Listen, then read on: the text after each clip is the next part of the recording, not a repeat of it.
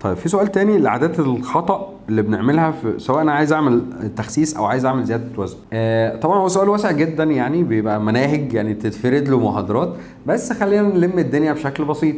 لو انا عايز اعمل دايت، ايه الحاجات اللي اخد بالي منها؟ اول حاجه ما تقللش كالوريز بشكل كبير جدا عن المفروض. تاني حاجه لازم تضمن ان انت لو انت بتعمل نشاط رياضي او حتى ما بتعملش، ان انت واخد نسبه البروتين بتاعتك بشكل تمام، لان معظم الناس بتركز على الكارب والفات. يعني معظم الناس تركز على الرز، لكن ممكن ناس كتيره جدا تكون بتاخدش نسبه البروتين بتاعتها بشكل كافي. احنا معظم اكلنا عباره عن كارب وفات. تالت حاجه ناخد بالنا منها ان احنا ناخد وجبات متتابعه. يعني في بعض الناس بتاخد وجبه كل 6-7 ساعات، ده مش صح، ده مش حاجه كويسه، لان هي بتقلل الحرق معانا. سواء انا عايز ازيد او عايز اقل لازم اخد فريكوينت ميز، ده افضل حاجه، ما عدا بعض الحالات المرضيه اللي ممكن تكون محتاجه صيام متقطع او محتاجه كيتو. تمام. فالاصل بتاعنا ان انا اخد وجبات متتابعه، 5-6 وجبات، اخد كل 3 ساعات وجبه، اخد وجبات فيها نسبه الكارب والفات بروتين بتبقى نسب كويسه، احافظ على نسبه البروتين بتاعتي، ما اقللش كالوريز قوي عن احتياجي، لان ده بيحصل تكسير في العضلات وبيحصل ثبات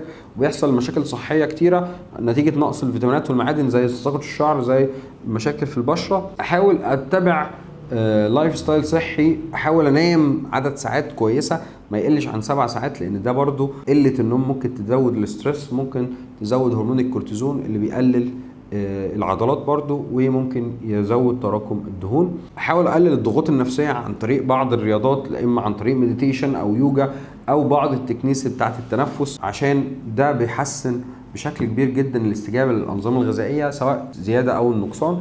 طبعا لو عندي اي حاله مرضيه ابدا اعالجها عشان تحسن معايا، سواء الغده او الانيميا او ايا كانت الحاله اللي عندي، او لو في مشكله في اللخبطه في الهرمونات او بعض الادويه اللي ممكن تسبب لي، احاول ابعد عنها او اغيرها مع الدكتور المسؤول عن الدواء ده.